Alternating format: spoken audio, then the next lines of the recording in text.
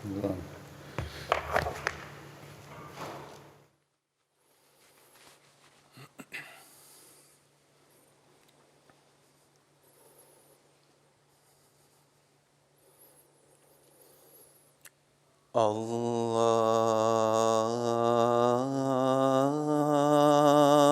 أكبر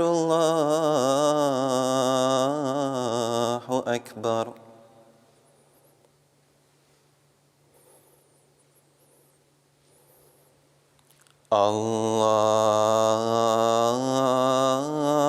الله أكبر الله أكبر.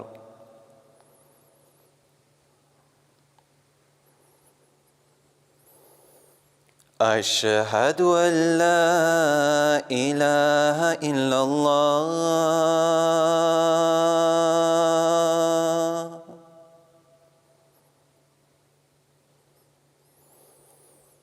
أشهد أن لا إله إلا الله.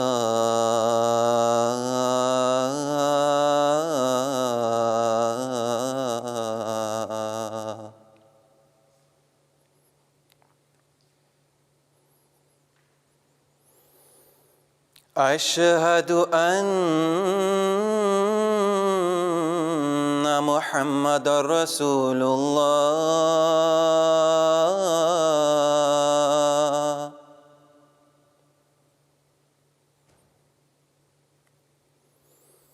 أشهد أن محمدًا رسول الله.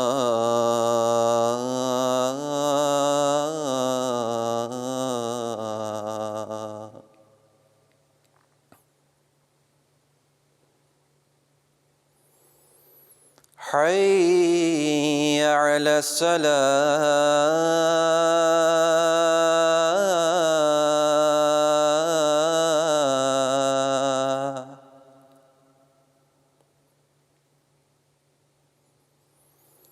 حي على الصلاة.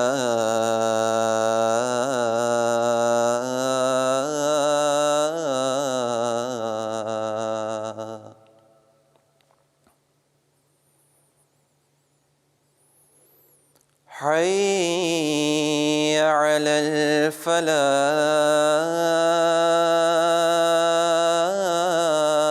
الفلاح.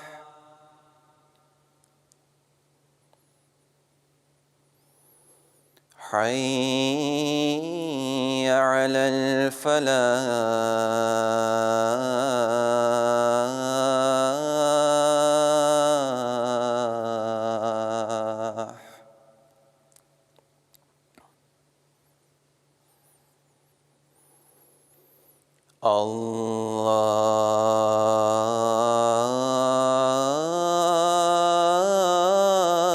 الله أكبر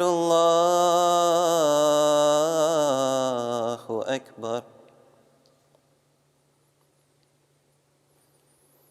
لا إله إلا الله.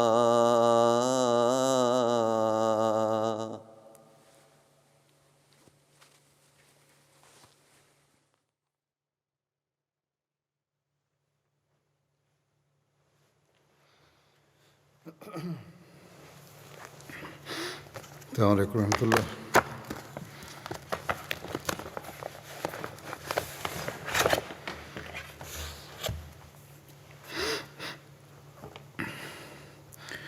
أشهد أن لا إله إلا الله وحده لا شريك له وأشهد أن محمدًا عبده ورسوله. أما بعد فأعوذ بالله من الشيطان الرجيم. بسم الله الرحمن الرحيم. الحمد لله رب العالمين الرحمن الرحيم مالك يوم الدين إياك نعبد وإياك نستعين اهدنا الصراط المستقيم صراط الذين أنعمت عليهم غير المغضوب عليهم ولا الضالين.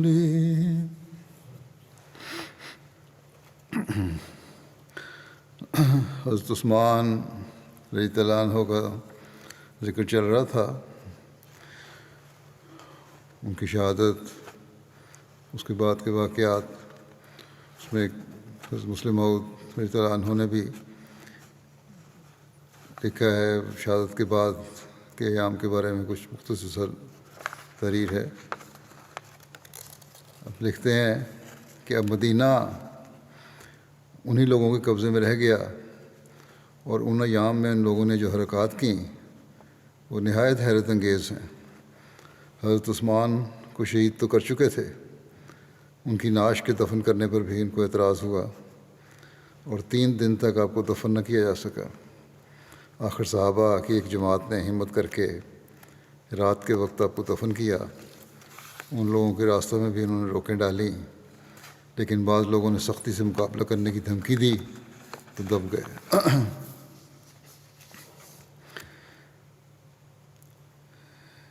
حضرت عثمان رضی اللہ عنہ کی بابت حضرت صلی اللہ علیہ وسلم نے پیشگوئیاں فرمائی تھیں. ان کو ذکر اس طرح ملتا ہے، حضرت ابو موسیٰ اشعری سے مروی ہے کہ نبی صلی اللہ علیہ وسلم ایک باغ میں داخل ہوئے اور مجھے باغ کے دروازے پر پہرا دینے کا حکم فرمایا. اتنے میں ایک شخص آیا اور اندر آنے کی اجازت مانگی. آپ صلی اللہ علیہ وسلم نے فرمایا اسے اندر آنے دو اور اسے جنت کی بشارت دو. تو کیا دیکھتا ہوں کہ وہ حضرت ابوبکر رضی اللہ عنہ ہیں. پھر ایک اور شخص آیا اور اجازت مانگی تو آپ صلی اللہ علیہ وسلم نے فرمایا اسے آنے دو اور اسے جنت کی بشارت دو. تو کیا دیکھتا ہوں کہ وہ حضرت عمر رضی اللہ عنہ ہیں. پھر ایک اور شخص آیا اور اجازت مانگی. اس پر آپ صلی اللہ علیہ وسلم تھوڑی دیر خاموش رہے اور پھر فرمایا اسے آنے دو اور اسے جنت کی بشارت دو، تاہم ایک بڑی مصیبت اسے پہنچے گی. تو کیا دیکھتا ہوں کہ وہ عثمان بن عفان رضی اللہ عنہ ہیں. حضرت انس سے روایت ہے کہ نبی کریم صلی اللہ علیہ وسلم احد پر چڑھے جبکہ آپ کے ساتھ حضرت ابوبکر اور حضرت عمر اور حضرت عثمان تھے. احد پہاڑ ہلنے لگا تو آپ نے فرمایا احد ٹھہر جا. راوی کہتے ہیں کہ میرا خیال ہے کہ آپ نے اس پر اپنا پاؤں بھی مارا اور فرمایا تم پر ایک نبی اور ایک صدیق اور 2 شہید ہیں. حضرت ابن عمر بیان کرتے ہیں کہ رسول اللہ صلی اللہ علیہ وسلم نے ایک فتنے کا ذکر کرتے ہوئے فرمایا کہ یہ شخص اس فتنے میں حالت مظلومیت میں مارا جائے گا. یہ آپ نے حضرت عثمان کی طرف اشارہ کرتے ہوئے فرمایا.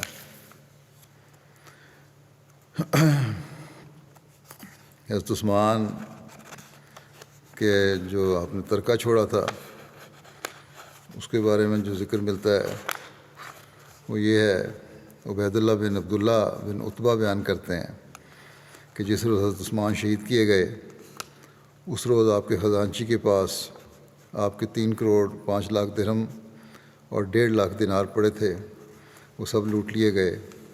نیز آپ نے ربضہ مقام پر 1000 اونٹ چھوڑے ہوئے تھے. ربضہ حجاز کے راستے میں مدینہ سے 3 دن کی مسافت پر واقع ایک بستی ہے. اسی طرح برادیس اور خیبر اور وادی القرا میں 2 لاکھ دینار کے صدقات چھوڑے جن سے آپ صدقہ دیا کرتے تھے. پہلے یہ بھی ذکر ہو چکا ہے کہ آپ نے فرمایا کہ میں امیر آدمی تھا اور اب میرے پاس صرف 2 اونٹ ہیں جو حج کے لیے میں نے رکھے ہوئے ہیں. ہو سکتا ہے کہ یہ جو بات کی جا رہی ہے یہ اس وقت کی ہو جب قومی خزانے میں اس قدر مال ہو. جو راوی نے حضرت عثمان کی ذات کی طرف منسوب کر دی ہے، اور یا یہ بھی ہو سکتا ہے کہ ان کی ذاتی بھی ہوں تو اپنی ذات پر اب خرچ نہیں کرتے تھے، بلکہ صدقات اور قومی ضروریات پر یہ خرچ کیا کرتے تھے۔ بہرحال ایک روایت ہے جو میں نے بیان کی، اس سے پہلے ان کے اپنے حوالے سے بھی ایک روایت بیان ہو چکی ہے، اور خزانچیوں کے خزانے کی حفاظت کے لیے جو مقرر کیے تھے آدمی، اس سے بھی یہی ظاہر ہوتا ہے کہ وہ قومی خزانہ تھا یا جو جس کی حفاظت کے لیے آپ نے مقرر کیا تھا۔ صحابہ حضرت عثمان کے واقع شہادت کے بارے میں جو بیان کرتے ہیں وہ اس طرح ہے۔ حضرت علی سے پوچھا گیا کہ آپ ہمیں حضرت عثمان کے بارے میں کچھ بتائیں۔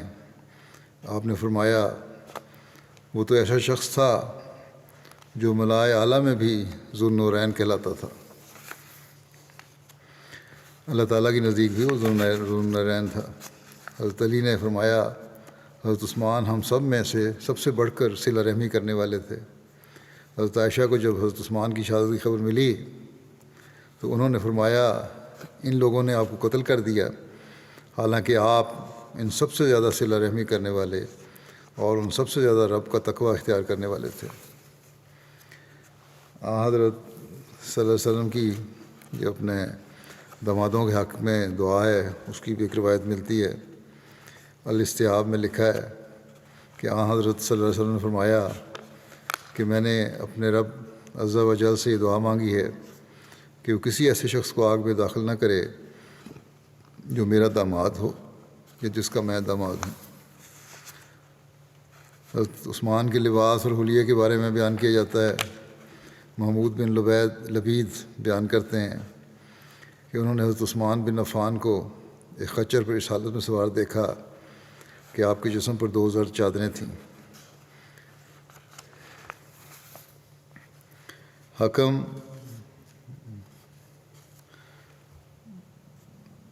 بن سلط بیان کرتے ہیں کہ میرے والد نے مجھے بتایا کہ انہوں نے حضرت عثمان کو خطاب کرتے ہوئے دیکھا جبکہ آپ پر سیاہ رنگ کی چادر تھی اور آپ نے مہندی کا خضاب لگایا ہوا تھا۔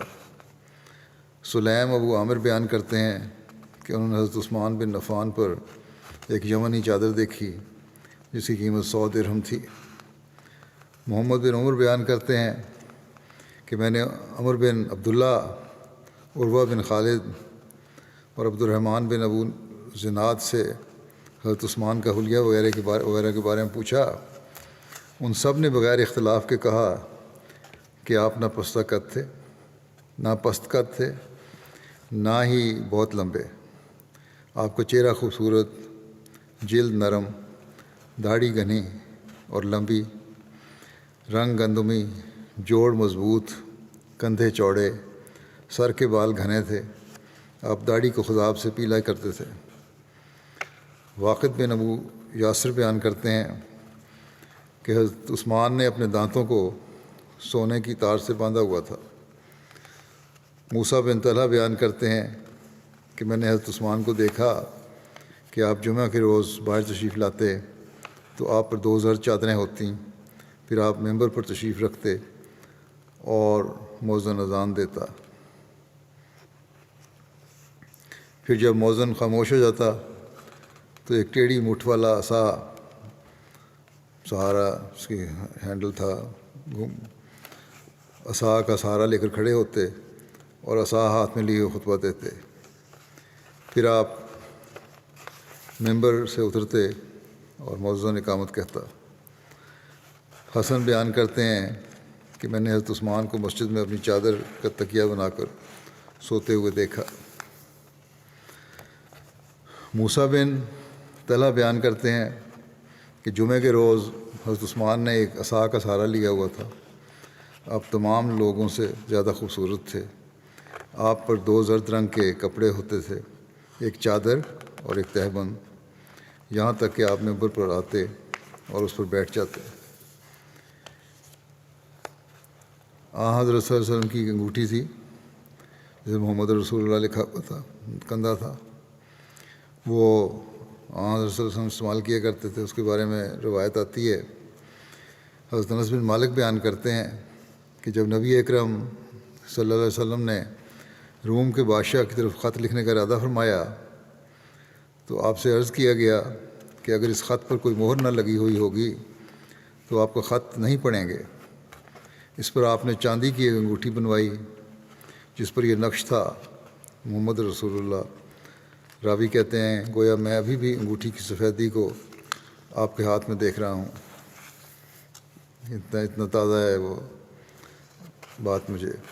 حضرت انس بیان کرتے ہیں کہ نبی کریم صلی اللہ علیہ وسلم کی انگوٹھی آپ کے ہاتھ میں رہی، آپ کے بعد حضرت ابوبکر کے ہاتھ میں رہی، حضرت ابوبکر کے بعد حضرت عمر کے ہاتھ میں رہی۔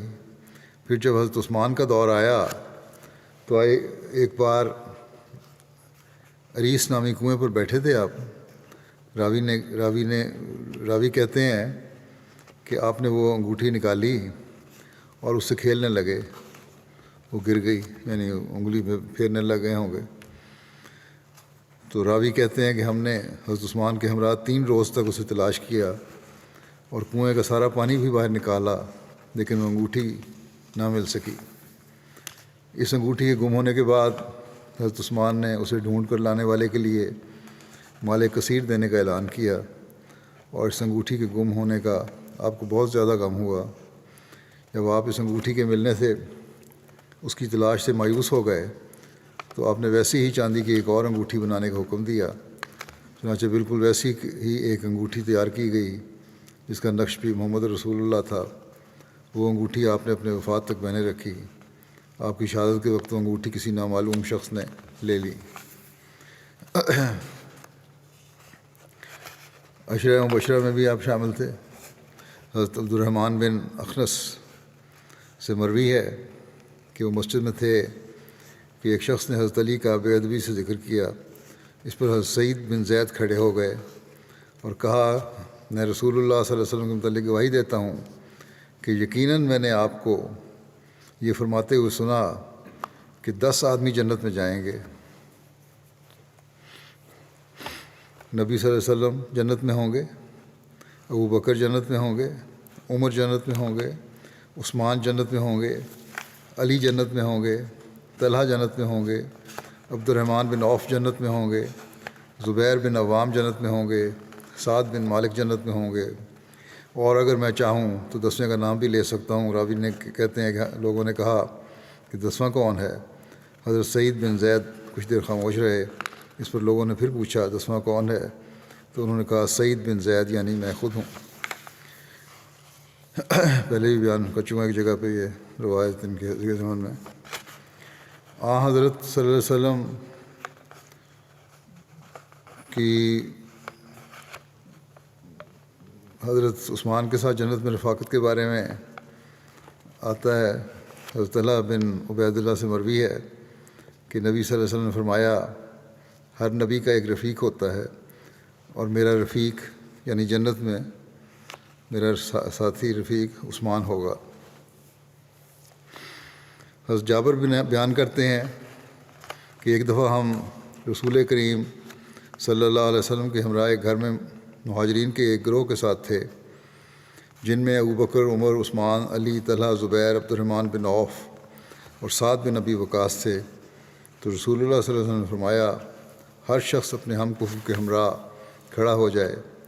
پھر رسول اللہ صلی اللہ علیہ وسلم حضرت عثمان کے ساتھ کھڑے ہو گئے اور ان سے معانقہ کیا اور فرمایا انت ولی فی الدنیا و ولی فی الآخرہ،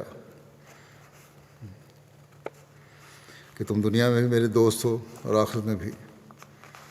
حضرت عثمان کے آزاد کردہ غلام ابو سہلہ بیان کرتے ہیں کہ یوم الدار کو، یعنی جس دن حضرت عثمان کو باغیوں نے آپ کے گھر میں محصور کر کے شہید کر دیا تھا، اس دن کہتے ہیں کہ میں نے حضرت عثمان سے عرض کیا اے امیر المومنین ان مفسدین سے لڑیں۔ حضرت عبداللہ نے بھی آپ سے عرض کیا کہ اے امیر المومنین ان مفسدین سے لڑیں۔ حضرت عثمان نے فرمایا اللہ کی قسم میں لڑائی نہیں کروں گا، رسول اللہ صلی اللہ علیہ وسلم نے مجھ سے ایک بات کا وعدہ کیا تھا، بس میں چاہتا ہوں کہ وہ پورا ہو۔ حضرت عثمان کے غزوہ بدر سے پیچھے رہنے، احد میں فرار اور بیت رضوان میں شامل نہ ہونے کی بابت اعتراض کیا جاتا ہے۔ یہ منافقین نے یہ بھی اعتراض کیے تھے آپ پہ۔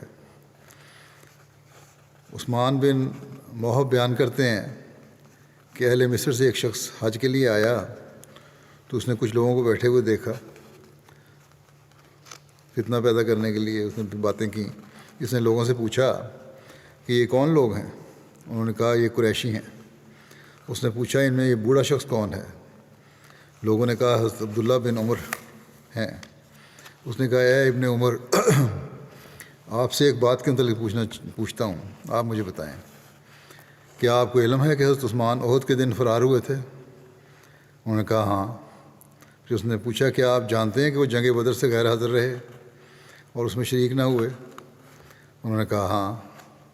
اس نے پوچھا کہ آپ جانتے ہیں کہ وہ بیت رضوان سے بھی غیر حاضر تھے اور اس میں شریک نہیں تھے؟ انہوں نے کہا ہاں۔ اس پر اس شخص نے تعجب سے کہا اللہ اکبر۔ حضرت ابن عمر نے اسے کہا ادھر آؤ، تم نے اعتراض تو کیا ہے، میں تمہیں حقیقت حال کھول کے بتاتا ہوں۔ جنگ احد کے دن جو ان کا بھاگ جانا تھا تو میں یہ شہادت دیتا ہوں کہ اللہ تعالیٰ نے آپ کو وہ معاف کر دیا تھا اور آپ سے مغفرت کا سلوک فرمایا تھا۔ اس وقت جب ایسی ہنگامی حالت تھی اور یہ مشہور ہو گیا تھا کہ حضرت صلی اللہ علیہ وسلم کو بھی کافروں نے شہید کر دیا، تو اس وقت پھر ایسی حالت تھی جو ایک وقتی اضطرار کے طور پر آپ چلے گئے تھے۔ بہرحال جو جہاں تک کہتے ہیں بدر سے حضرت عثمان کا غائب رہنا ہے، تو اس کی وجہ یہ تھی کہ حضور رسول کریم صلی اللہ علیہ وسلم کی بیٹی جو آپ کی بیوی تھیں وہ بیمار تھیں، اور رسول اللہ صلی اللہ علیہ وسلم نے آپ سے فرمایا تھا کہ تم اپنی بیوی کے پاس ہی رہو، تمہارے لیے بدر میں شامل ہونے والوں کی مانند اجر اور مال غنیمت میں سے حصہ ہوگا۔ اور جہاں تک بیت رضوان سے آپ کی غیر حاضری ہے تو یاد رکھو اگر وادی مکہ میں حضرت عثمان سے بڑھ کر کوئی اور شخص معزز ہوتا تو رسول اللہ صلی اللہ علیہ وسلم حضرت عثمان کی جگہ اس شخص کو کفار کی طرف سفیر بنا کر بھیجتے۔ رسول اللہ صلی اللہ علیہ وسلم نے حضرت عثمان کو بھیجا، اور بیت رضوان اس وقت ہوئی جب آپ مکہ والوں کی طرف گئے ہوئے تھے۔ بیت رضوان کے وقت رسول اللہ صلی اللہ علیہ وسلم نے اپنے دائیں ہاتھ سے اپنے بائیں ہاتھ کی طرف اشارہ کر کے فرمایا کہ یہ عثمان کا ہاتھ ہے، اور آپ نے اپنے بائیں ہاتھ کو اپنے دوسرے ہاتھ پر زور سے رکھتے ہوئے فرمایا یہ عثمان کے لیے ہے۔ حضرت ابن عمر نے یہ بیان فرمانے کے بعد اس شخص سے کہا اب یہ باتیں اپنے ساتھ لے جاؤ، اور یاد رکھنا یہ کوئی اعتراض کی باتیں نہیں ہیں، جاؤ، بخاری کی روایت ہے یہ۔ حضرت صلی اللہ علیہ وسلم کی زندگی میں مسجد نبوی کی توسیع ہوئی تھی، اس میں بھی حضرت عثمان کو حصہ لینے کی توفیق ملی۔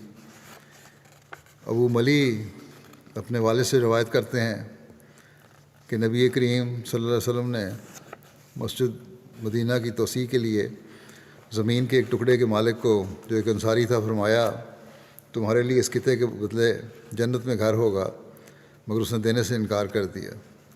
اس پر حضرت عثمان آئے اور اس شخص سے کہا کہ تمہارے لیے اس خطے کے بدلے میں 10,000 درہم دیتا ہوں، اس ٹکڑا زمین کے بدلے۔ آپ نے اس سے وہ قطعہ خرید لیا۔ پھر حضرت عثمان نبی کریم صلی اللہ علیہ وسلم کے پاس آئے اور عرض کی یا رسول اللہ، آپ مجھ سے زمین کا یہ ٹکڑا خریدیں جو میں نے انصاری سے خریدا ہے۔ اس پر آپ نے وہ زمین کا ٹکڑا حضرت عثمان سے جنت میں گھر کے بدلے خرید لیا۔ وہی بات آن صلی اللہ علیہ وسلم نے پھر حضرت عثمان کو فرمائی کہ تمہارا جنت میں گھر ہوگا۔ حضرت عثمان نے بتایا کہ میں نے 10,000 درہم کے بدلے میں اسے خرید لیا ہے۔ اس کے بعد نبی صلی اللہ علیہ وسلم نے ایک اینٹ رکھی، پھر آپ صلی اللہ علیہ وسلم نے حضرت ابوبکر کو بلایا تو انہوں نے بھی ایک اینٹ رکھی، پھر حضرت عمر کو بلایا، انہوں نے بھی ایک اینٹ رکھی، پھر حضرت عثمان آئے اور انہوں نے بھی ایک اینٹ رکھی، پھر آپ صلی اللہ علیہ وسلم نے باقی لوگوں سے فرمایا کہ اب تم سب اینٹیں رکھو، تو ان سب نے رکھیں۔ اس طرح یہ جو ایکسٹینشن اس کی ہوئی تھی اس کی بنیاد پڑی۔ ثمامہ بن حزم کشیری بیان کرتے ہیں کہ میں محاصرے کے وقت حاضر تھا جب حضرت عثمان نے جھانک کر لوگوں سے فرمایا، جب حضرت عثمان کے گھر کا محاصرہ کیا گیا تھا، حضرت عثمان نے فرمایا تمہیں اللہ اور اسلام کی قسم دے کر پوچھتا ہوں کیا تم جانتے ہو کہ جب رسول اللہ صلی اللہ علیہ وسلم مدینہ تشریف لائے تو روما نامی کنویں کے علاوہ میٹھے پانی کا کوئی انتظام نہ تھا۔ آپ نے فرمایا، آپ صلی اللہ علیہ وسلم نے فرمایا، کون ہے جو روما کنویں کو خریدے گا تاکہ وہ اس میں اپنا ڈول مسلمانوں کے ڈول کے ساتھ ڈالے، یعنی یہ خود بھی پیے اور مسلمان بھی اس سے پئیں، اور جنت میں اس کے لیے اس سے بہتر بدلہ ہوگا۔ اس پر میں نے وہ کنواں، حضرت عثمان نے کہا کہ میں نے وہ کنواں اپنی ذاتی مال سے خریدا اور اس میں اپنا ڈول مسلمانوں کے ڈولوں کے ساتھ ڈالا، اور آج تم مجھے اس سے پانی پینے سے روکتے ہو اور چاہتے ہو کہ میں سمندر کا پانی پینے پر مجبور ہو جاؤں۔ اس پر لوگوں نے کہا، اللہ کی قسم، آپ نے درست فرمایا ہے۔ پھر حضرت عثمان نے فرمایا، میں تمہیں اللہ اور اسلام کی قسم دے کر پوچھتا ہوں، کیا تم جانتے ہو کہ میں نے جیش اسرا غزوہ تبوک کے لشکر کی تیاری اپنے مال سے کی تھی؟ اس پر لوگوں نے کہا، اللہ کی قسم ایسا ہی ہے۔ پھر آپ نے فرمایا، میں تمہیں اللہ اور اسلام کی قسم دے کر پوچھتا ہوں، کیا تم جانتے ہو کہ یہ مسجد نبوی جب نمازیوں کے لیے تنگ ہو گئی تو رسول اللہ صلی اللہ علیہ وسلم نے فرمایا، جو شخص فلاں خاندان سے زمین کا یہ ٹکڑا خرید کر مسجد شامل کر دے گا تو اس کے لیے جنت میں اس سے بہتر ہوگا۔ چنانچہ میں نے زمین کا ٹکڑا اپنے ذاتی مال سے خرید کر مسجد میں شامل کر دیا، اور اب تم لوگ مجھے اس مسجد میں 2 رکعت نماز پڑھنے سے بھی روک رہے ہو۔ اس پر ان لوگوں نے کہا، اللہ کی قسم ایسا ہی ہے۔ پھر آپ نے فرمایا، میں تمہیں اللہ اور اسلام کی قسم دے کر پوچھتا ہوں، کیا تم جانتے ہو کہ رسول اللہ صلی اللہ علیہ وسلم مکہ کی سبیر نامی پہاڑی پر تھے اور آپ کے ہمراہ حضرت ابوبکر اور حضرت عمر اور میں تھا۔ جب پہاڑی لرزی تو رسول اللہ صلی اللہ علیہ وسلم نے اس پر اپنا پاؤں مارتے ہوئے فرمایا، اے سبیر، ٹھہر جا، کیونکہ تجھ پر ایک نبی اور ایک صدیق اور 2 شہید ہیں۔ اس پر ان لوگوں نے کہا، اللہ کی قسم ایسا ہی ہے۔ آپ نے فرمایا، اللہ اکبر، رب کعبہ کی قسم، ان لوگوں نے میرے حق میں یہ گواہی دے دی ہے، یعنی یہ کہ میں شہادت کا مقام پانے والا ہوں۔ مسجد نبوی کی توسیع بھی، مزید توسیع جو ہوئی وہ حضرت عثمان کے زمانے میں ہوئی تھی زیادہ تر، اس لیے اس کی مختصر تاریخ اور ابتدائی حالات اور پھر توسیع کے بارے میں جو بھی بیان ہے وہ بتاتا ہوں۔ پہلے تو بیان کیا گیا ہے نا، توسیع کی گئی آن وسلم کے زمانے میں۔ اس کے بارے میں جو ایک نوٹ یہ بھی ہے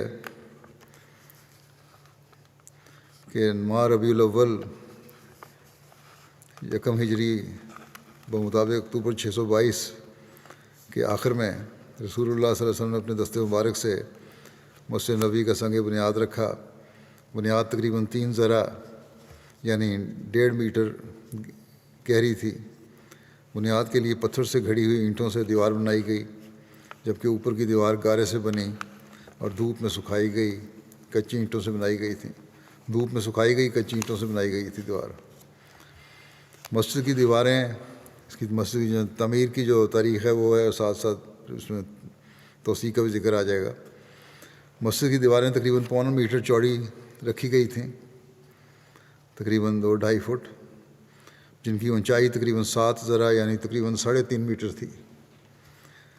مسجد نبوی کی تکمیل ماہ شوال 1 ہجری اپریل 623 عیسوی میں ہوئی۔ حضرت خارجہ بن زید بن ثابت کی روایت ہے کہ رسول اللہ صلی اللہ علیہ وسلم نے اپنی مسجد کا طول 70 ذرا تقریباً 35 میٹر اور عرض 60 ذرا تقریباً 30 میٹر رکھا تھا۔ رسول کریم صلی اللہ علیہ وسلم کے دور میں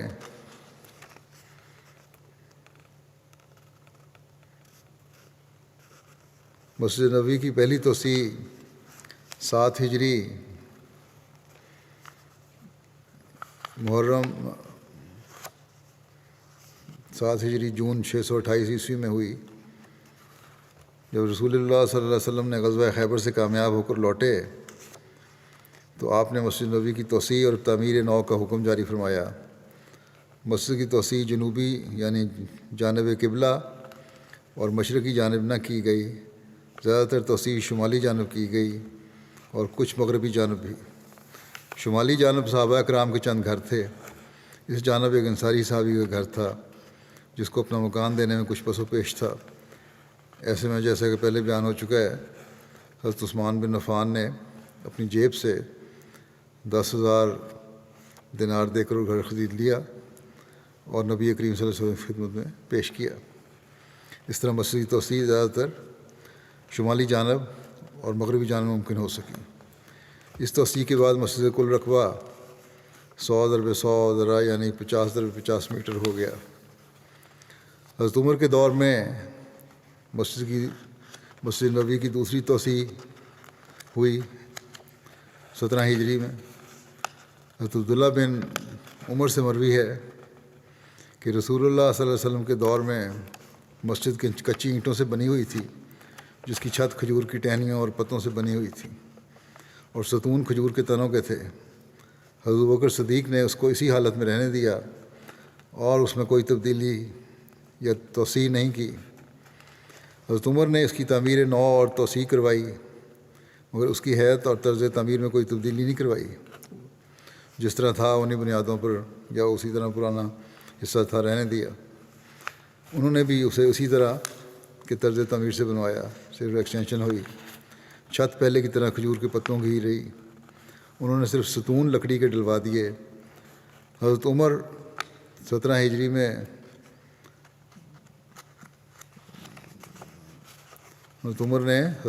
مسجد کی تعمیر کو اپنی زیر نگرانی مکمل کروایا۔ اس توسیع کے بعد مسجد کا رقبہ تقریباً 50x50 میٹر ہو گیا۔ 50 میٹر سے بڑھ کر جو پہلے تھا 70x60 میٹر ہو گیا یا 140x120 ذرا ہو گیا۔ اس روایت سے ظاہر ہوتا ہے کہ حضرت ابوبکر کے دور میں بھی مسجد نبوی وہی رہی جو کہ رسول اللہ صلی اللہ علیہ وسلم کے عہد میں تھی، تاہم حضرت عمر کی تعمیر نو کے ساتھ اس میں کافی توسیع ہو گئی۔ پھر حضرت عثمان رضی اللہ عنہ کے دور خلافت میں مسجد نبوی کی توسیع ہوئی اور تعمیر نو بھی ہوئی۔ یہ 29 ہجری کا واقعہ ہے۔ حضرت عثمان نے مسجد نبوی کی توسیع اور تعمیر نو کی تو اسے خوبصورت اور مضبوط بنانے کے لیے پتھر، جپسم اور نقش و نگار کا استعمال کیا۔ حضرت عثمان نے دیواریں پتھر کی بنوائیں جن پر نقش و نگار بنے ہوئے تھے، اور مسجد نبوی میں پہلی بار سفیدی کے لیے چونے کا استعمال بھی کیا گیا۔ چھت میں شیشم کی لکڑی استعمال ہوئی تھی۔ جب حضرت عثمان 24 ہجری میں خلیفہ منتخب ہوئے تو لوگوں نے ان سے درخواست کی کہ مسجد نبوی کی توسیع کر دی جائے۔ انہوں نے صحن کی تنگی کی شکایت کی، خاص طور پر نماز جمعہ کے اجتماعات پر ایسا اکثر ہوتا کہ لوگوں کو مسجد کے باہر والے حصے میں نماز ادا کرنی پڑتی تھی۔ لہذا حضرت عثمان نے صحابہ اکرام سے مشورہ کیا۔ سب کی رائے یہی تھی کہ پرانی مسجد کو مسمار کر کے اس کی جگہ نئی مسجد تعمیر کر دی جائے، پہلی مسجد گرا دیا جائے، نئی تعمیر کی جائے۔ ایک دن حضرت عثمان نے نماز ظہر کے بعد ممبر پر خطبہ دیا اور فرمایا، تمام تعریفیں اللہ کے لیے ہیں، میں مسجد کو مسمار کر کے اس کی جگہ نئی مسجد بنانا چاہتا ہوں، اور میں شہادت دیتا ہوں کہ میں نے رسول اللہ صلی اللہ علیہ وسلم کی زبان مبارک سے سنا ہے کہ جو بھی مسجد بناتا ہے اللہ تعالیٰ اس کو جنت میں ایک گھر عطا کر دیتا ہے۔ مجھ سے پہلے حضرت عمر فاروق تھے، ان کے ہاتھوں مسجد نبوی کی توسیع اور تعمیر نو میرے لیے ایک مثال اور نظیر ہے۔ میں نے صاحب الرائے اصحاب سے مشورہ کیا ہے اور ان سب کی متفقہ رائے یہی ہے کہ مسجد نبوی کو مسمار کر کے اسے دوبارہ بنایا جانا چاہیے۔ جب حضرت عثمان نے مسجد کی تعمیر نو کا منصوبہ پیش کیا تو چند صحابہ کرام نے اس معاملے میں اپنے تحفظات پیش کیے۔ ان کا خیال تھا گرانی نہیں چاہیے۔ ان میں وہ صحابہ کرام شامل تھے جو بالکل مسجد نبوی کے قریب مقیم تھے اور جن کے مکانات اس منصوبے سے متاثر ہوتے نظر آ رہے تھے۔ عوام کی اکثریت نے تو اس منصوبے کی حمایت کی، مگر چند صحابہ اکرام نے اعتراض کیا۔ حضرت افلہ بن حمید نے بیان کیا کہ جب حضرت عثمان نے چاہا کہ ممبر پر تشریف لا کر لوگوں کی رائے معلوم کریں تو مروان بن حکم نے کہا بلا شبہ یہ ایک نیک کام ہے، لہذا کیا ضرورت ہے کہ آپ لوگوں کی رائے معلوم کریں۔ اس پر حضرت عثمان نے ان کی سرزنش کی اور سرزنش کرتے ہوئے فرمایا تیرا بھلا ہو، میں کسی معاملے میں لوگوں پر جبر و اکراہ کا قائل نہیں ہوں، مجھے ان سے ضرور مشورہ کرنا ہے۔ آپ نے فرمایا میں اپنی رائے کو لوگوں پر مسلط کرنا نہیں چاہتا، میں تو جو کام بھی کروں گا ان کی مرضی سے کروں گا۔ پھر جب آپ نے اپنے منصوبے کے متعلق اہل الرائے اصحاب کو اعتماد میں لے لیا تو مسجد نبوی کی شمالی جانب واقع گھروں کو خرید کر ان کی زمین حاصل کی، اگرچہ آپ نے معاوضہ کے طور پر ان اصحاب کو کافی رقوم پیش کی تھیں، مگر پھر بھی چند اصحاب اپنے مکانات دینے کے حق میں نہ تھے، اور تقریباً 4 سال گزر گئے مگر کوئی خاطر خواہ کامیابی نہ ہو سکی۔ حضرت عبید اللہ خلانی سے مروی ہے کہ جب لوگ اپنے مکانات دینے کے لیے پس و پیش کر رہے تھے اور دلائل طوالت پکڑتے جا رہے تھے تو میں نے حضرت عثمان کو کہتے ہوئے سنا تم لوگ بہت باتیں بنا چکے، میں نے رسول اللہ صلی اللہ علیہ وسلم کو ارشاد فرماتے ہوئے سنا تھا کہ جو کوئی اللہ تعالیٰ کی رضا جوئی کے لیے مسجد کی تعمیر کرے گا اللہ تعالیٰ اجر میں اس کے لیے ایسا ہی محل جنت میں تعمیر کروائے گا۔ اسی طرح حضرت محمود بن لبید سے روایت ہے کہ جب حضرت عثمان نے مسجد نبوی کی تعمیر نو کا ارادہ کیا تو لوگوں کو ان کا منصوبہ پسند نہ آیا۔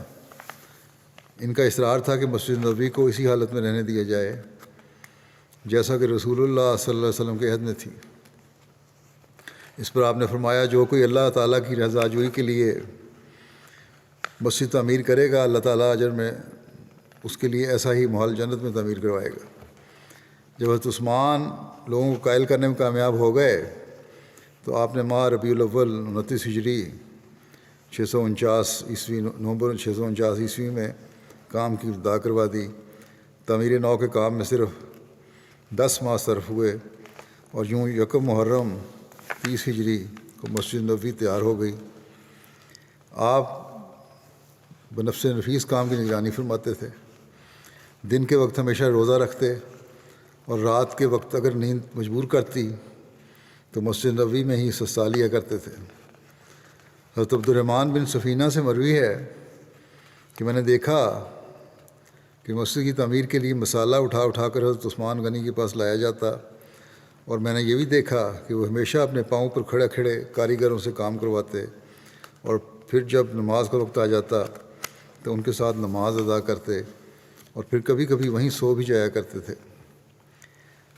حضرت عثمان نے مسجد نبوی کو جنوب میں قبلے کی جانب وسعت دی اور اس کی قبلہ کی دیوار کو اس جگہ تک لے آئے جہاں کہ آج تک ہے۔ شمالی جانب اس میں 50 ذرا تقریباً 25 میٹر کا اضافہ کیا گیا اور کچھ توسیع مغربی جانب بھی کروائی گئی۔ البتہ شرقی جانب جہاں حجرات مبارکہ تھے کوئی توسیع نہیں کی گئی۔ اس کے بعد مسجد نبوی کا کل رقبہ 160 ضرب 150 ذرا یعنی تقریباً 80 ضرب 75 میٹر ہو گیا۔ حضرت عثمان کے دور میں مسجد کے دروازوں کی تعداد 6 تھی۔ پہلی مرتبہ مسجد نبوی میں پتھروں پر نقش و نگار بنوائے گئے، اس میں سفیدی کروائی گئی۔ حضرت خارجہ بن زید کے بیان کے مطابق حضرت عثمان نے مسجد نبوی کی شرقی اور غربی جانب کی دیواروں میں روشن دان رکھوائے تھے۔ مسجد نبوی کی توسیع کے لیے حضرت عثمان کو جو مکان لینے پڑے ان میں ام المومنین حضرت حفصہ کا حجرہ بھی شامل تھا، جن کو اس کا متبادل مکان دیوار قبلہ سے متصل جنوب مشرقی کونے پر دے دیا گیا تھا، اور ایک دریچے کے ذریعے سے ان کی آمد و رفت حجرے تک ممکن اور آسان بنا دی گئی تھی۔ اس کے علاوہ حضرت جعفر بن ابو طالب کے ورثاء سے ان کے مکان کا نصف حصہ 1 لاکھ درہم کے عوض خریدا گیا، اور اس طرح داراللباس کا کچھ حصہ خرید کر مسجد نبوی میں شامل کیا گیا تھا۔ دیوار قبلہ کو جنوبی جانب لے جانے کے علاوہ سب سے نمایاں فرق جو کہ مسجد نبوی میں ہوا وہ یہ تھا کہ محراب نبوی کی جگہ مقام قبلہ بھی اس کی سیدھ میں اتنا ہی آگے لے جانا پڑا جہاں تک دیوار قبلہ لے جائی گئی تھی، جو عین اسی جگہ پر تھی جہاں آج کل ہم محراب عثمانی کو دیکھتے ہیں۔ وہاں علامتی محراب بھی بنائی گئی تھی۔ مٹی کے گارے کی جگہ انہوں نے پیسا ہوا پتھر استعمال کروایا تھا، اور پتھر سے بنے ہوئے ستون میں سیسے کی بنی سلاخیں ڈلوائی گئی تھیں۔ اس بات کا خاص اہتمام رکھا گیا تھا کہ نئے ستون انہی ستونوں کی جگہ استوار کیے جائیں جہاں نبی کریم صلی اللہ علیہ وسلم کے دور مبارکہ میں کھجور کے تنے سے بنے ہوئے ستون ہوا کرتے تھے۔ تعمیر میں جو مواد اور طرز تعمیر استعمال ہوا وہ اسی طرح کا تھا جیسا کہ یروشلم میں گنبد صخرہ کی تعمیر میں بازنطینیوں نے استعمال کیا تھا۔ چھت شیشم کی لکڑی سے بنائی گئی تھی جو کہ لکڑی کے شتیروں پر رکھی گئی تھی، جو سیسا پلائے پتھروں کے ستونوں پر استوار تھے۔ چونکہ حضرت عمر کی شہادت محراب نبوی میں حضرت نماز کی امامت کرواتے ہوئے ہوئی تھی، اس بات کو یقینی بنانے کے لیے کہ آئندہ کوئی ایسا حادثہ رونما نہ ہو، حضرت عثمان نے محراب کے مقام پر ایک مقصورہ مسجد میں صفوں سے آگے امام کے لیے کھڑا ہونے کی جگہ، جس میں ممبر بنا ہوتا ہے، تعمیر کروایا، جو کہ مٹی کی اینٹوں سے بنا تھا، اور اس میں جھروکے اور روزن رکھے گئے تھے تاکہ مقتدی اپنے امام کو دیکھ سکیں۔ یہ پہلا حفاظتی طریقہ تھا جو کہ مسجد نبوی میں تعمیر ہوا، جو کہ بعد میں دمشق میں خلفائے بنو امیہ کے حفاظتی پروٹوکول کا باقاعدہ حصہ بن گیا تھا۔ یعنی محراب کو دیوار بنا کے محفوظ کیا گیا تھا، لیکن مقتدی دیکھ سکتے تھے امام کو۔ بہرحال اس کے بعد پھر مختلف وقتوں میں مسجد کی توسیع ہوتی رہی ہے۔ حضرت مسیح موعود علیہ الصلوۃ والسلام بیان فرماتے ہیں کہ حضرت عثمان کو تو میں حضرت سلیمان سے تشبیہ دیتا ہوں، ان کو بھی عمارات کا بڑا شوق تھا۔ حضرت علی کے وقت میں اندرونی فتنے ضرور تھے، ایک طرف معاویہ تھے اور دوسری طرف علی، اور ان فتنوں کے باعث مسلمانوں کے خون بہے۔ 6 سال کے اندر اسلام کے لیے کوئی کارروائی نہیں ہوئی۔ اسلام کے لیے تو عثمان تک ہی ساری کارروائیاں ختم ہو گئیں، پھر تو خانہ جنگی شروع ہو گئی۔ حضرت مسیح علیہ السلام فرماتے ہیں کہ یہ ضروری نہیں ہے کہ مسجد مرصع اور پکی عمارت کی ہو، بلکہ صرف زمین روک لینی چاہیے اور وہاں مسجد کی حد بندی کر دینی چاہیے، اور بانس وغیرہ کوئی چھپر وغیرہ ڈال دو تاکہ بارش وغیرہ سے آرام ہو۔ خدا تعالیٰ تکلفات کو پسند نہیں کرتا۔ حضرت صلی اللہ علیہ وسلم کی مسجد چند کھجوروں کے شاخوں کی تھی اور اسی طرح چلی آئی۔ پھر حضرت عثمان نے اس لیے کہ ان کو عمارت کا شوق تھا اپنے زمانے میں اسے پختہ بنوایا تھا۔ مجھے خیال آیا کرتا ہے کہ حضرت سلیمان اور عثمان کا قافیہ خوب ملتا ہے، شاید اسی مناسبت سے ان کو ان باتوں کا شوق تھا۔ مسجد الحرام کی توسیع 26 ہجری میں ہوئی۔ 26 ہجری میں حضرت عثمان نے حرم کے نشانات کی اثر نو تجدید کی اور مسجد الحرام کی توسیع فرمائی اور ارد گرد کے مکانات خرید کر مسجد الحرام میں شامل کیے۔ بعض لوگوں نے اپنی رضامندی سے مکانات فروخت کر دیے، لیکن بعض اپنے مکانات فروخت کرنے پر راضی نہ ہوئے۔ حضرت عثمان نے ان کو ہر ممکن طریقے سے راضی کرنے کی کوشش کی، لیکن وہ اپنے موقف پر قائم رہے۔ آخر حضرت عثمان کے حکم سے وہ تمام مکانات گرا دیے گئے اور ان کی قیمت آپ نے بیت المال میں جمع کرا دی۔ اس پر ان لوگوں نے حضرت عثمان کے خلاف شور مچایا تو آپ نے انہیں گرفتار کر کے جیل بھیجنے کا حکم دیا۔ پھر ان سے مخاطب ہو کر آپ نے فرمایا، کیا تم جانتے ہو کس بات کی وجہ سے تم میرے خلاف یہ جرأت ہوئی ہے؟ اس جرأت کا سبب صرف میرا حلم ہے۔ حضرت عمر نے بھی تمہارے ساتھ ایسا ہی معاملہ کیا تھا، مگر ان کے خلاف تو تم لوگوں نے کوئی ہنگامہ نہ کیا تھا۔ اس کے بعد عبداللہ بن خالد بن اسید نے حضرت عثمان سے ان ہنگامہ کرنے والوں کے بارے میں بات کی تو انہیں چھوڑ دیا گیا۔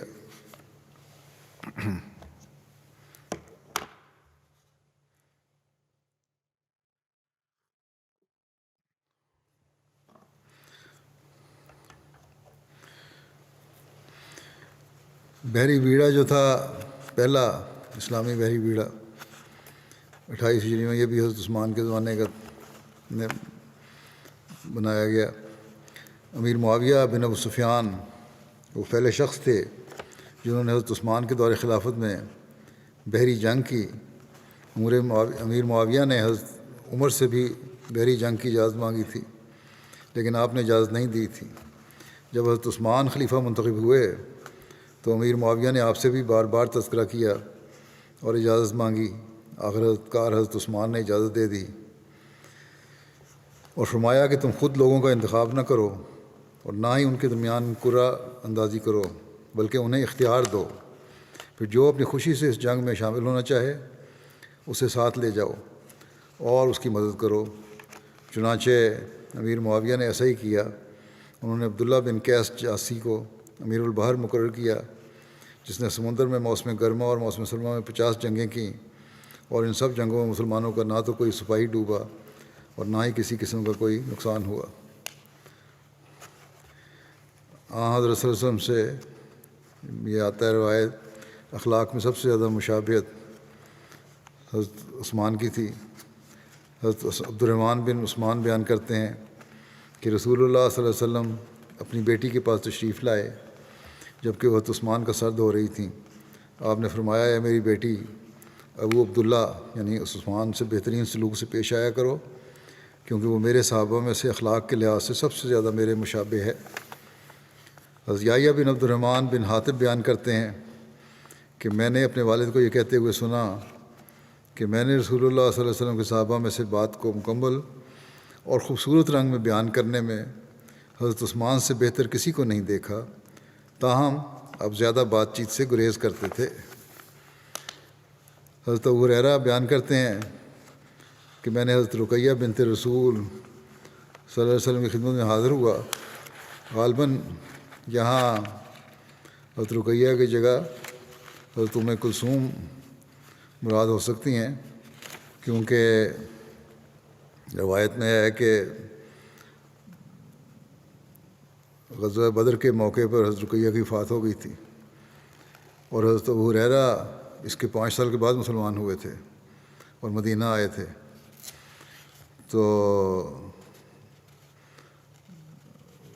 حضرت ام کلثوم مراد ہو سکتی ہیں کیونکہ ان کی وفات 9 ہجری میں ہوئی تھی۔ بہرحال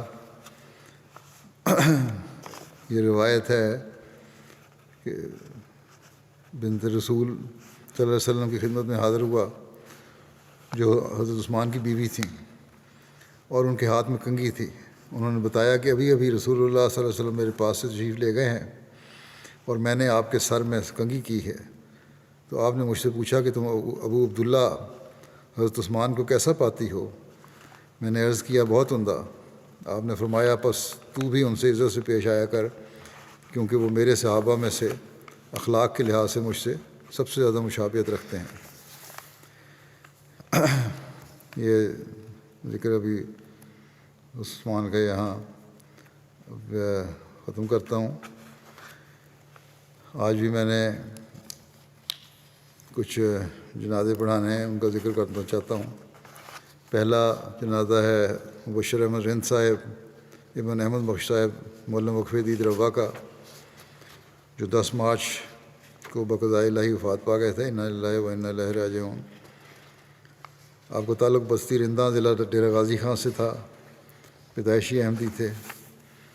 1990 میں تھرپارکر سے بطور معلم انہوں نے بطور معلم وقف دید خدمت کا آغاز کیا، اور پھر مختلف وقتوں میں مختلف جگہوں پر معلم اور انسپیکٹر کے طور پر کام کیا۔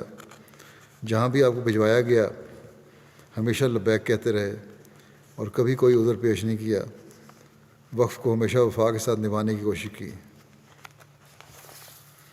اپنوں اور غیروں سب نے آپ کے بارے میں لکھا ہے کہ انتہائی محنتی، دعا گو، باقاعدگی سے تہجد ادا کرنے والے، بہترین داعی اللہ، اچھے مقرر، بہت ملنسار، مہمان نواز، خوش مزاج اور عاجز انسان تھے۔ ہمیشہ نرم لہجہ رکھتے اور شیریں زبان استعمال کرتے تھے، لیکن نظام جماعت اور خلافت کے خلاف کوئی بات سنتے تو ننگی تلوار بن جاتے تھے اور اس وقت تک اس محفل سے نہ اٹھتے تھے جب تک کہ اس شخص کی اصلاح نہ کر لیتے۔ پسماندگان میں اہلیہ کے علاوہ 2 بیٹے اور 3 بیٹیاں شامل ہیں۔ آپ کے چھوٹے بیٹے عزیزم شاذل احمد جامعہ احمدیہ ربوہ میں درجہ ثالثہ کے طالب علم ہیں۔ اللہ تعالیٰ مرحوم سے مغفرت و رحم کا سلوک فرمائے۔ اگلا جنازہ ہے ذکر منیر احمد فروخ صاحب، سابق امیر جماعت ضلع اسلام آباد کا۔ یہ طویل علالت کے بعد 9 مارچ کو ان کی وفات ہوئی کینیڈا میں 84 سال کی عمر میں۔ انا للہ و انا الیہ راجعون۔ آپ 1/9 حصے کی وصیت کے موسی تھے۔ منیر فروخ صاحب انجینئر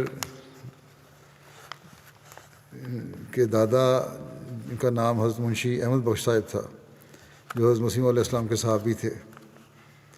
انہوں نے قادیان جا کر جلسہ سالانہ 1903 میں بیعت کی سعادت پائی تھی۔ ان کے والد کا نام ڈاکٹر چودھری عبداللہ صاحب تھا جو MSc اور PhD تھے، ایگریکلچر میں کیا تھا، اور PhD کرنا اس زمانے میں بہت ذہین طلباء کا کام تھا۔ بہرحال انہوں نے PhD کی۔ آپ کچھ عرصہ امیر جماعت لائل پور کے طور پر بھی خدمت انجام دیتے رہے۔ 1944 میں خلیفہ ثانی نے جب احمدی نوجوانوں کو خاص طور پر سائنسدانوں خدمت دین کے لیے وقف کی تحریک کی تو انہوں نے بھی، ڈاکٹر صاحب نے بھی، فاروق صاحب کے والد نے وقف کر دیا اور سرکاری نوکری کو چھوڑ کر وہاں اہل و عیال قادیان منتقل ہو گئے۔ حضرت خلیفۃ المسیح ثانی کی براہ راست نگرانی میں فضل عمر ریسرچ انسٹیٹیوٹ کا قیام عمل میں آ چکا تھا۔ حضور نے ان کو ڈائریکٹر فضل عمر ریسرچ انسٹیٹیوٹ مقرر فرمایا۔ اس کے ساتھ ہی تعلیم اسلام کالج میں بطور سائنس ٹیچر کے بھی ان کی تعیناتی ہوئی۔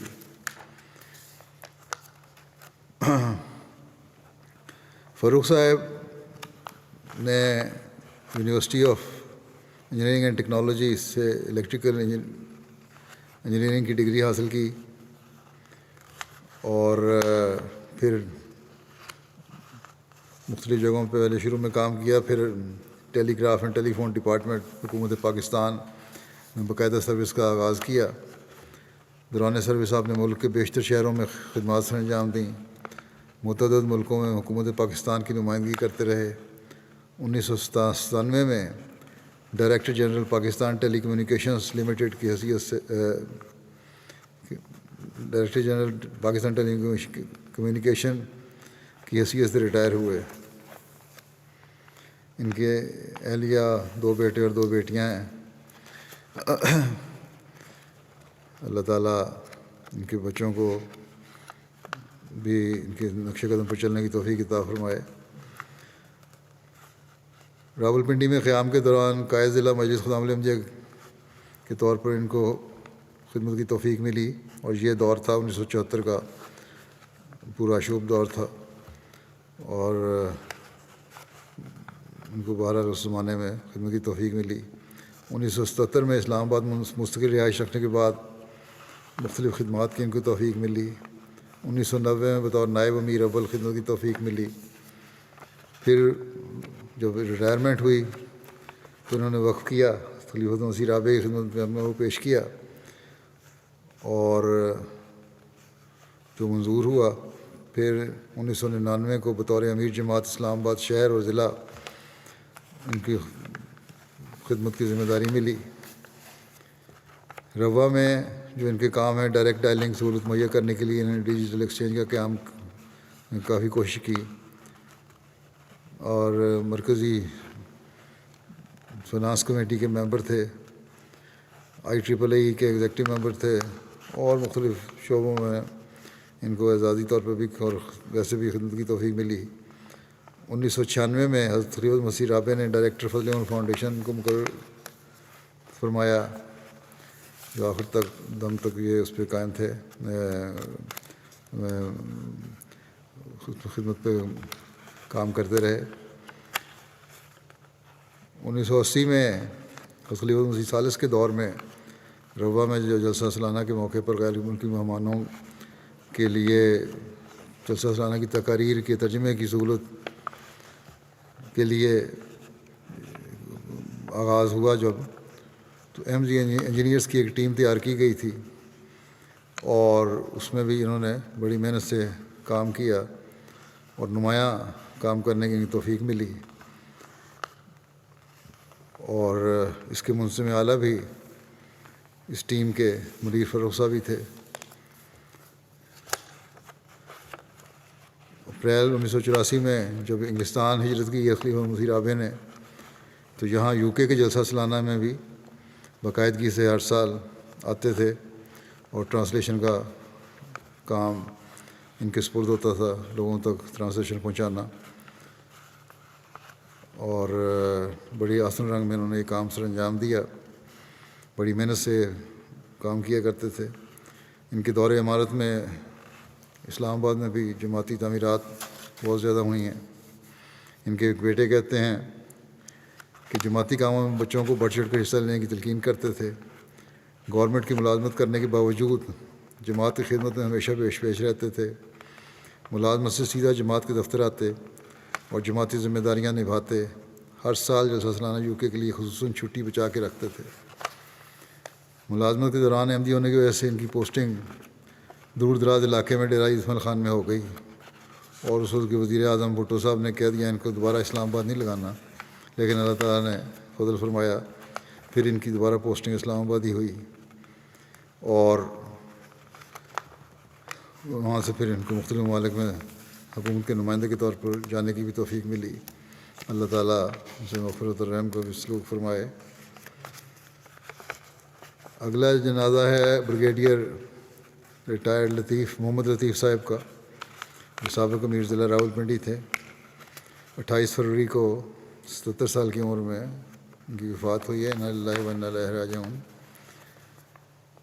بریگیڈیئر لطیف صاحب نے اپنے والد صاحب کے ہمراہ تقریباً 1955 میں احمدیت قبول کی تھی. بریگیڈیئر صاحب کے والد صاحب 2000 میں فوت ہوئے تھے. اس کے بعد خاندان میں بریگیڈیئر صاحب اکیلے احمدی تھے، یعنی ان کے بچوں کے علاوہ. ان کے ایک اہلیہ، 2 بیٹے اور 2 بیٹیاں ہیں. اللہ تعالیٰ ان کے بچوں کو بھی ان کے نقش قدم پر چلنے کی توفیق عطا فرمائے. سن 2000 میں اپنی ریٹائرمنٹ کے بعد اپنا سارا وقت جماعتی خدمات میں جلانے میں صرف کیا. سیکرٹری امور عامہ اور نائب امیر ضلع راولپنڈی تھے. 2019 سے تا وفات 2021 تک بطور امیر ضلع راولپنڈی خدمت میں جلانے کی توفیق ملی. تقریباً 20 سال تک ان کو جماعتی خدمت کی توفیق ملی. بڑے ہمدرد، غریبوں کا خیال رکھنے والے، جماعتی خدمت کو فضل الہی سمجھ کر ادا کرنے والے تھے، اور اپنے بچوں کو بھی یہی تلقین کرتے رہے. آخری بیماری کی شدت میں بھی جماعتی خدمت کے لیے مرکز سے کسی بھی عہدیدار نے جب بھی بلایا فوراً چلے جاتے تھے، اور اپنی بیماری کی پرواہ نہیں کی.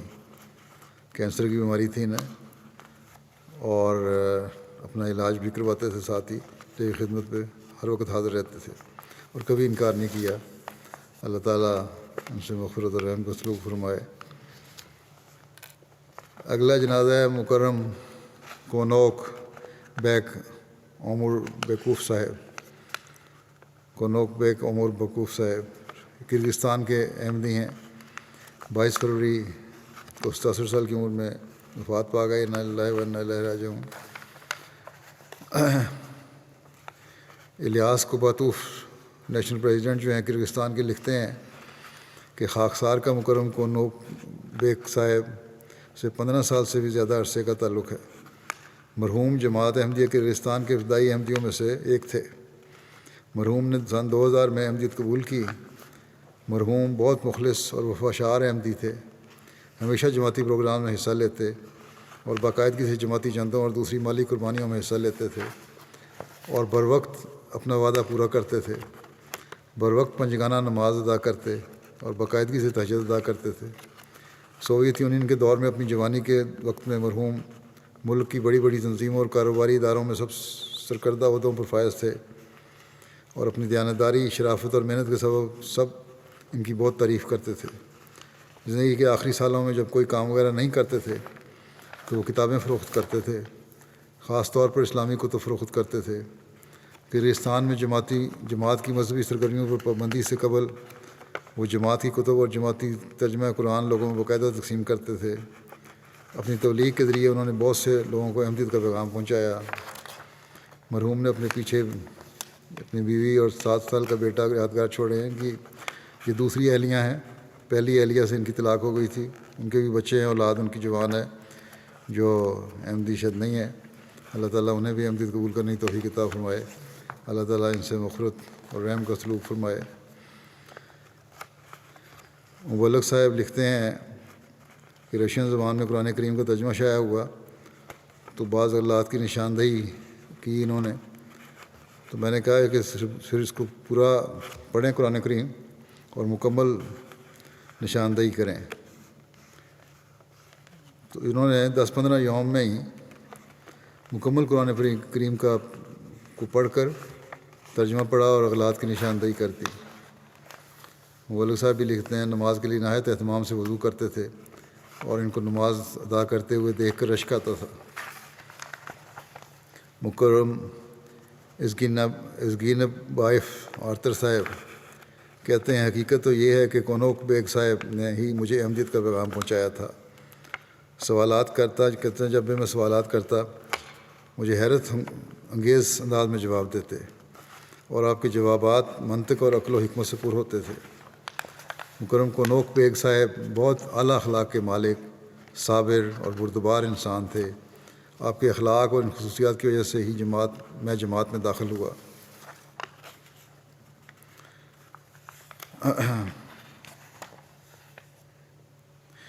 باقاعدہ جب میں نے تحریک کی ہے روزہ رکھنے کی، نفلی روزہ رکھنے کی اور دعاؤں کی، تو یہ پیر کو بھی اور جمعرات کو بھی روزہ رکھا کرتے تھے۔ تو ان کو کہا گیا کہ ہفتے میں 1 دن رکھا کریں، تو انہوں نے کہا کہ میں پیر کو بھی روزہ رکھتا ہوں اور جمعرات کو بھی رکھتا ہوں تاکہ خلافت کی ہر آواز پر لبیک کہنے والا بن جاؤں۔ خلافت کے فدائی تھے، خطبہ جمعہ باقاعدہ رشین زبان میں سنا کرتے تھے۔ بڑے عاجز اور خاکسار انسان تھے، بڑے خوش مزاج تھے، بڑے شوق سے جیسے پہلے بھی کہا دعوت اللہ کیا کرتے تھے۔ اللہ تعالیٰ ان سے مغفرت اور رحم کا سلوک فرمائے، سب مرحومین کے درجات بلند فرمائے اور ان کی نسلوں میں بھی ان کی نیکیاں جاری فرمائے۔